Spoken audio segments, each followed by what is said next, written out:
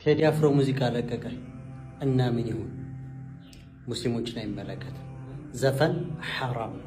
ቴዲ ላንተ ነው ንጉስ የሚሆነው፣ ለኔ ለመብረቁ ግን አዝማሪ ንጉሴ ሊሆን አይችልም። እንግዲህ ከታች ላይ በምስል የምትመለከቱት ቴዎድሮስ ካሳሁን ወይም ቴዲ አፍሮ ይባላል። በዘፈን ዓለም ላይ የብዙዎችን ቀልብ የገዛ ብዙዎችን ከቁርአን ያዘናጋ ወላሂ ትናንትማ ስንቱን ታዘብ ነው መሰላችሁ። የማንጠብቃቸው ሰዎች በቁርአንና በነሺዳ የምናቃቸው ሰዎች ሙዚቃን በጉጉት ሳውዲ ከሳምንት በኋላ ታላቅ የሙዚቃ ድግስ ልታዘጋጅ እንደሆነ እየተነገረ ይገኛል። በዚህም ምክንያት ትልቅ ውግዘት እየደረሰበት ይገኛል የቢን ሰልማን መንግስት። فمن شرح الله صدره للإسلام فهو على نور من ربه السلام عليكم ورحمة الله وبركاته። سلام ودنا የተከበራችሁ ቻናል ተከታታዮች ባላችሁበት የአላህ ሰላም ዝናት ረድኤት ቸርነት ያላችሁ አላህ የተለያዩ አነጋጋሪ እንዲሁም ደግሞ ወቅታዊ እጅግ አስተማሪ ቪዲዮዎች አሉ ኢንሻአላህ። እንዲሁም ደግሞ ከሳዑዲ መንግስት እንግዲህ አዲስ ነገር ሰምተናል፣ እጅግ የሚያስደነግጥም ጭምር ነው በተለይ ለኡማው ለሙስሊሙ። እንዲሁም ደግሞ እጅግ በጣም አነጋጋሪው ጉዳይ የቴዲ አፍሮ አልበም ነው። ብዙ ሙስሊሞች እንዲለቀቅ ብለው እንግዲህ የተለያዩ በቲክቶክ በፌስቡክ በጉጉት ሲጠብቁ ነበረ። ሱብሃንአላህ እጅግ የሚያሳፍር አኪሩ ዘመን የደረስንበት ሁኔታ ነው። እንዲሁም ደግሞ ከተለቀቀ በኋላ ብዙ ሙስሊሞች አብረው እየጨፈሩ ስንታዝብ ስንመለከት በቲክቶክ መንደር ሱብሃንአላህ ሙዚቃ በዚህ ደረጃ ይወደዳል እንዴ ያልኩበት ነገር ነው። አላህ ይጠብቀን ብቻ ሁላችንም። ከዛም አልፎ ደግሞ እንግዲህ ጉድ እየሰማን ነው፣ የማይሰማ ነገር የለም ዘንድሮ በሳውዲ አረቢያ እጅግ የሚያሳፍር እጅግ አስደንጋጭ ነገር ተመልክተናል። ምንድነው? ሙዚቃ ኮንሰርት ሊካሄድ ነው በድጋሚ። እንግዲህ ከአመታት በፊት ሳውዲ አረቢያ ታላላቅ ሙዚቀኞች ተገኝተውባት ብዙ ነገር በቦታው ላይ ሲያደርጉ ነበረ። ዘንድሮም ሊደግሞ ነው። እንግዲህ ካሁኑ ትችት እየደረሰበት የሳውዲ መንግስት ሱብሃንአላህ የተለያዩ መረጃዎች አሉ። ኢና ሊላሂ ወኢና ኢለይሂ ራጂዑን። እኛም የአላህ ነን ወደ እርሱም ተመላሽ ነን። ለዚች ዱንያ ብዙ ተግባር በዱንያ ላይ ብዙ ወንጀሎች እያስፋፋን ስለሆነ ራሳችንን እንጠበቅ፣ ዲናችንን እንወቅ ለማለት እወዳለሁ። ብዙ የምንማርበት ቪዲዮ አለ ኢንሻአላህ።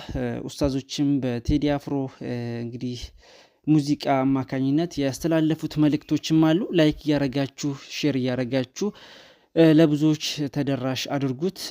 መልካም። ቴዲ አፍሮ ሙዚቃ ለቀቀ እና ምን ይሁን? ሙስሊሞችን አይመለከት። ዘፈን ሐራም ነው። ስለዚህ እኛን አይመለከትም። እኛን የሚመለከተን እገሌ ቁርአን ለቀቀ የሚለው ጉዳይ መሆን አለበት።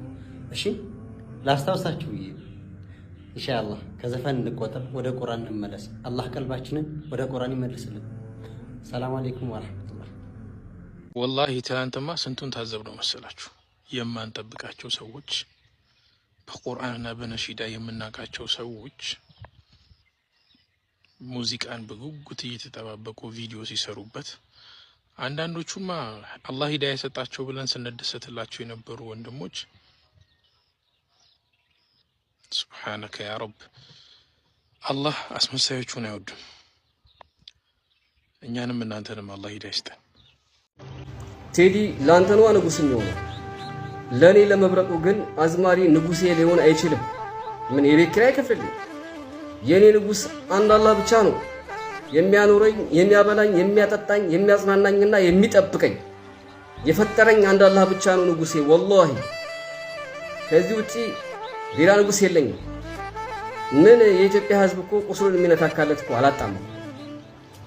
ቴዲ ሰብአዊነት ይዞት ከሆነ የጋዛ ህፃናቶች ሲጨፈጨፉ እኮ የነጻነት ቀን ብሎ እስራኤል ሄዶ ኮንሰርት ብሎ ሳንቲም ለቃቅሞ ተመልሷል እኮ። የእውነት ሰብአዊነት ቢይዘው የጋዛ ህፃናቶች ሰው አይደሉም እንዴ? ዓለም ከነሱ ጎን አልነበረም? እሱ ግን ሳንቲም ለቃቅሞ ነው የመጣው አይደል?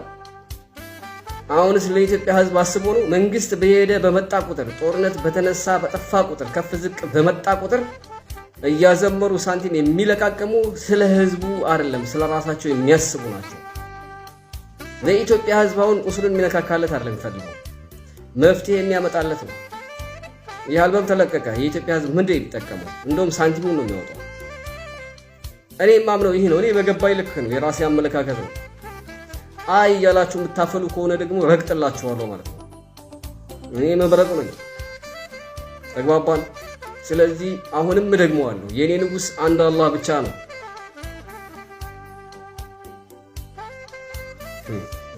ሳውዲ ከሳምንት በኋላ ታላቅ የሙዚቃ ድግስ ልታዘጋጅ እንደሆነ እየተነገረ ይገኛል። በዚህም ምክንያት ትልቅ ውግዘት እየደረሰበት ይገኛል። የቢን ሰልማን መንግስት ማለት ነው። በአስገራሚ ዜና መቼላችኋለሁ። እስከ መጨረሻው ኮፒ ሊንክ እያደረጋችሁ አብራችን ቆዩ። ሳውዲ ከሳምንት በኋላ ትልቅ የሙዚቃ ድግስ ልታዘጋጅ እንደሆነ እየተነገረ ይገኛል። በዚህም የሙዚቃ ድግስ ላይ ዓለም አቀፍ ተጽዕኖ ፈጣሪዋ ሙዚቀኛዋ ማለት ነው ሻኪራ እንደምትገኝ እየተነገረ ይገኛል። የሳውዲ መንግስት በተደጋጋሚ ጊዜ በተቀደሰችዋ ሀገር ላይ የሙዚቃ ኮንሰርቶችን እያዘጋጀ ይገኛል።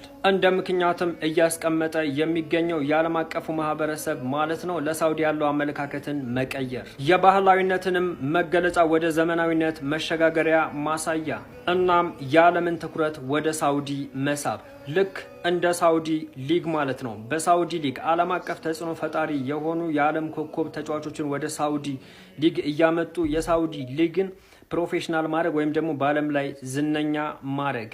ታዲያ ለተቀደሰችዋ ሳውዲ ይሄ የሙዚቃ ድግስ ይመጥናታል ብላችሁ ታስባላችሁ? ሳውዲ በዓለም ላይ ይበልጥ እንድትታወቅ በሳውዲ ምድር ላይ የተከናወኑ ታላላቅ የኢስላም ገድሎችን ማስተዋወቅ በቂ ነበር ብላችሁ አታስቡም? እኔ ሳውዲ አሁን ከምትታወቀው በላይ ዓለም ላይ ይበልጥ እንድትታወቅ በኢስላም የተሰሩ በኢስላሚክ ታሪኮች የተሰሩ የትም የሌሉ ትላልቅ ገድሎች አሉና እነሱን እያወጡ የዓለም ሚዲያ ጋር ወይም ደግሞ የዓለም ሕዝብ ጋር እንዲደርሱ ማድረግ የተሻለ ነበር ብዬ አስባለሁኝ።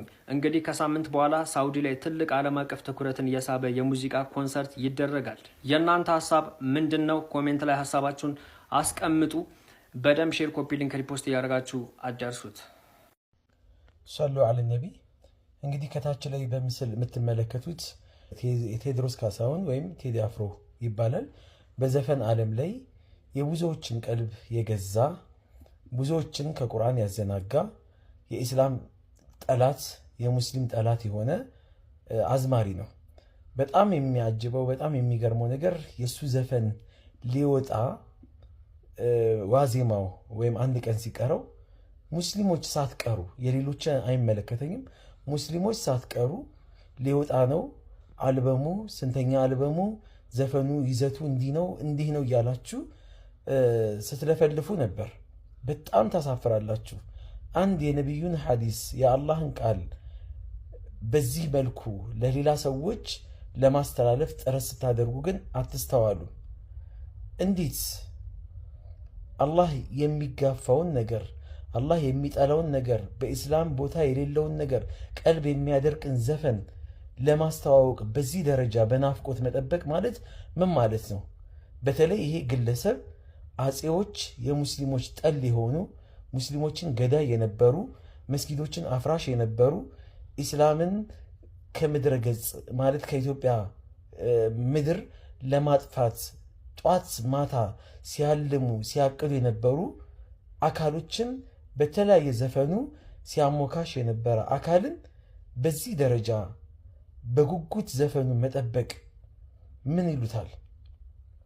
አንድ አዝማሪ ቀልብህን ሊያደርቀው ከአላህ ጋር ሊያጣላክ የኢስላምን ወይም የሐቁን መንገድ ጎዳና መንገድ ሊዘጋብህ እንደዚሁም ደግሞ የመጥፎ መንገድን በር ሊከፍትብህ ያሰበን አካል በዚህ ደረጃ እልል ብሎ መቀበል ማለት ምን ይሉታል? አላህ ስለነዚህ ሰዎች ተናግሯል። ወሹዓራኡ የተቢዑሁሙል ጋውን፣ እነዚህ ገጣሚዎች ዘፋኞች የሚከተሏቸው ጠማሞች ናቸው፣ መንገድ የሳቱ ሰዎች ናቸው። ታዲያ ከጠማሞች ሆነን ነው ማለት ነው? አለም ተራ እነሁም ፊ ኩል ዋዲን የሂሙን፣ በየሸለቆ በየቦታው ሲዋልሉ አትመለከታቸውም?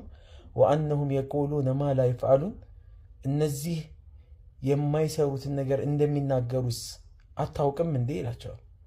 ዘፋኞች የሚዘፍኑትን ነገር የሚኖሩት አይደለም፣ ውሸታሞች ናቸው።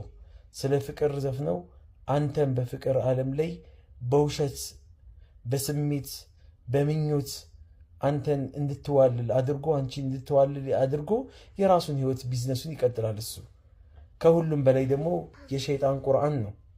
ከአላህ መንገድ ሰዎችን የሚዘጋ ነው። ከቁርአን ጋር ሰውየውን የሚያጣላው ነው። ቀልቡን የሚያደርቀው የሆነ ተግባር ነው። ተው፣ ወደ አላህ ተመለሱ። ሰላም አለይኩም ወራህመቱላሂ ወበረካቱ። ወላሂ ዛሬ በጣም የሚያሳዝን ነገር ሰምቻለሁ። አላህ ነው ሙስተዓን።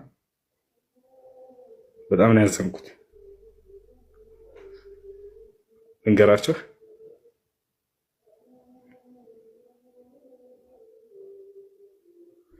በጣም ነው ያዘንኩት። ቴክስቱን ላሳያችሁ እችል ነበረ። አንዲት ልጅ ከ3 ቀን ምናምን በፊት መታ በውስጥ ትጽፍልኛለች። በጣም የቄስ ልጅ ነች እና ረጅም ነገር ነው የጻፈችው። ከልጅነት ጀምሬ የሚነሱ ጥያቄዎች አሉ። አምላክ እንዴት ስለ ሰው ልጆች ኃጢአት ሞተ ተብሎ ምናምን እንዴት የአዳምን ኃጢአት እኛ ልንሸከም ቻለን የሚል ምናምን ብላ ብዙ ጥያቄዎችን ጠየቀችና እንትን ካለች በኋላ መስለን ፈልጋለሁ እኛ ላይ ሰለመች። ቅድም ጓደኞቿ ደውለው እዚያ አባቷ እንደገደላት ምናምን ነገሩ። ቤተክርስቲያን እንድትሄድ ከታዘዘች በኋላ እሷ ከዚያ የሚከታተሉ ሰዎች ያደረገባት እዛ እንዳልሄደች እና ከሙስሊም ጓደኞቿ ጋር እንደሄደች ምናምን ይሄን ነገር ከዚያ ቀደም 2 ናቸው ደውለው ይገላታል ምናምን ብለው ነገሩኝ። የዛሬ ዓመትም ታስታውሳላችሁ፣ ጎንደር ላይ ነው ጎጃም ላይ እዚህ መታ የሰለመች ልጅ ጓደኛ መታ እዚህ ገስት ላይ ስትናገር። እሺ ለማንኛውም የምትሰልሙ ልጆች ለቤተሰብ መናገር ግዴታ አይደለም፣ አትናገሩ። እርሷ አልተጎዳችም፣ እርሷ ሸሂድ ነች በአላህ ፍቃድ። ይወታቸዋል። መናገር ግዴታ አይደለም ለቤተሰብ። ለማንም አትናገሩ፣ ለማንም አትናገሩ። ሰለማችሁ አይደለ? በእናንተና በአላህ መካከል ቤተሰቦቻችሁ በጣም ጠንካራ ከሆኑና በእናንተ ላይ አደጋ የሚያደርሱባችሁ ከሆነ የዛኔ ከቻላችሁ ሚስጥር አድርጎ የሚያስቀምጥላችሁ ጓደኛ፣ ሚስጥረኛ ጓደኛ ካለቻችሁ ከእርሷ ጋር ሄዳችሁ አምልኮ መፈጸም፣ ሶላት ሰግዳችሁ መመለስ ትችላላችሁ። ያን ቤተሰብ እስኪያውቅ ድረስ ምናምን አትሆኑ። ገብታችኋል? አላህ ሙስተዓን